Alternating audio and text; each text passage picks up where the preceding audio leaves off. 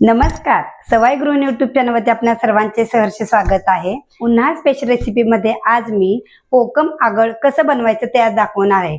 उन्हाळा म्हटलं की प्रत्येकाच्या घरी वेगळ्या प्रकारचे सरबत होतच असतात।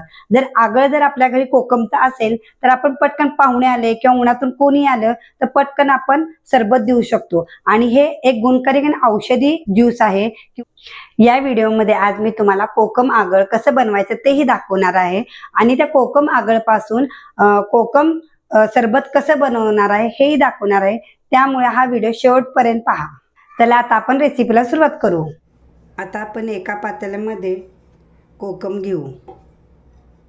हे कोकम आपण जे एक पातेलं घेतलेलं आहे म्हणजे 300 ग्रॅम घेतलेलं आहे ते आपल्याला आता भिजत घालायचं आहे। जे एक पातेलं कोकम घेतलेलं होतं त्यामध्ये मी गरम पाणी घालून भिजत घालत आहे।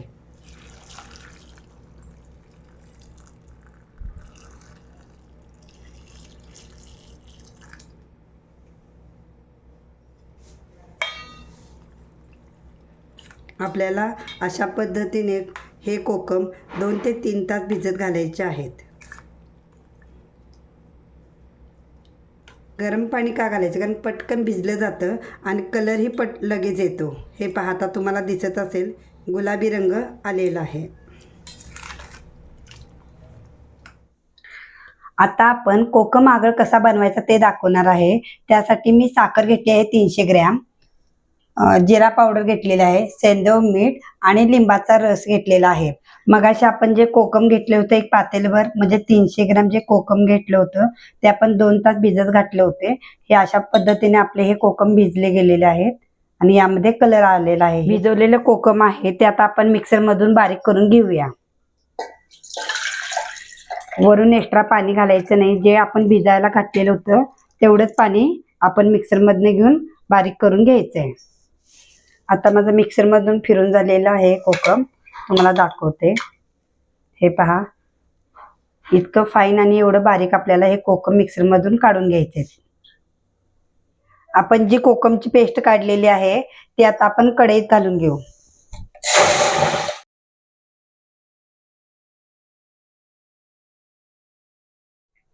आता आपण त्यामध्ये साखर घालून घेऊ। दोन्ही असं छान आपण बारीक गॅस करून शिजवून घेऊ।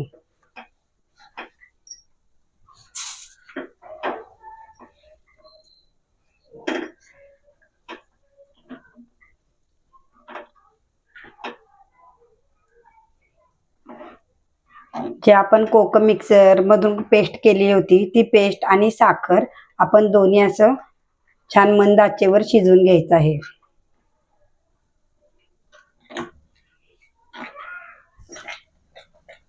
अशा पद्धतीने आपण सारखं ढवळत राहायचं आहे।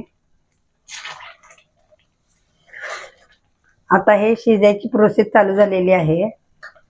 पूर्ण साखर वितळली गेलेली आहे। तुम्हाला दिसेल मगाशी घट्ट होतं, आता हे पूर्ण पातळ झालेलं आहे। आता आपण पाण्याचा अंश कमी होतोपर्यंत आपल्याला शिजवून घ्यायचं आहे, कारण पाण्याचा अंश त्यात ठेवून द्यायचं नाही, ते आपले टिकणार नाही वर्षभर, म्हणून आपण हे छान असं शिजवून घ्यायचं आहे। आता हे शिजत आलेलं आहे त्यामध्ये आपण हे सेंधव मीठ 1 चमचाभर घालून घेऊ। ते छान असं परतून घेऊ। हे छान परतून झाले की त्यामध्ये आपण ती जिरा पावडर आहे तव्यावर छान गरम मंद आचेवर भाजून ती पावडर तयार करून घेतलेली आहे ती जिरा पावडर घालून घेऊ। हे पण छान असं आपण परतून घेऊ। मंद आचेवरच आपल्याला छान असं परतून घ्यायचं आहे।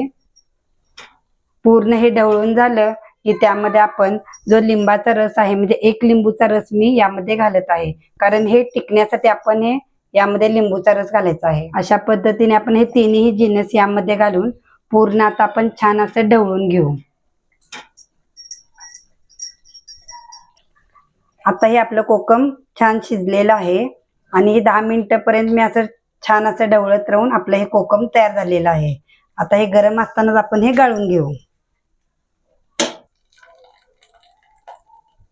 तुमच्याकडे गाळणी नसेल तर तुम्ही वस्त्राने सुद्धा गाळून छान आपला हा अर्क तयार करू शकता किंवा घेऊ शकता।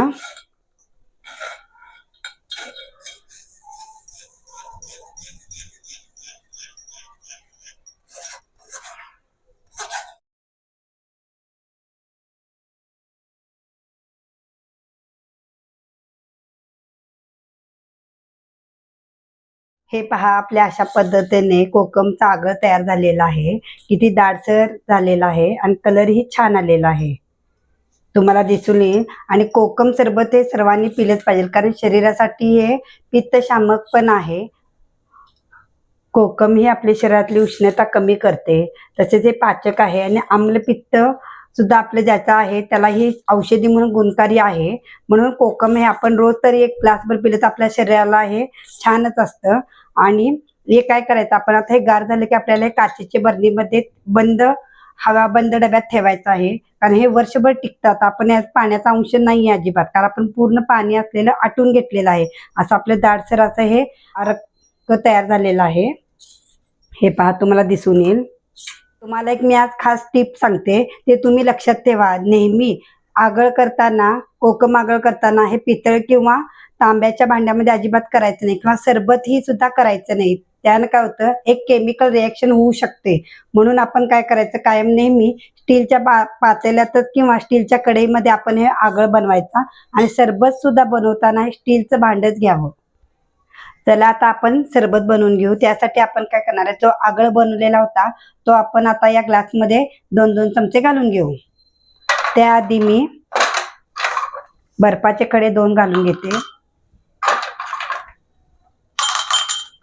आता त्यामध्ये 1 चमचा आपण आगळ घालून घेऊ.